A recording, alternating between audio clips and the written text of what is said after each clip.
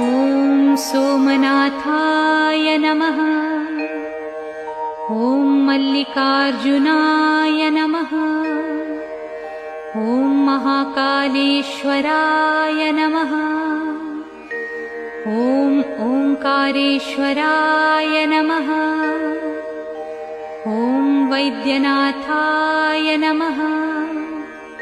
ॐ भीमशंकराय नमः। ॐ रामेश्वराय नमः। ॐ नागेश्वराय नमः।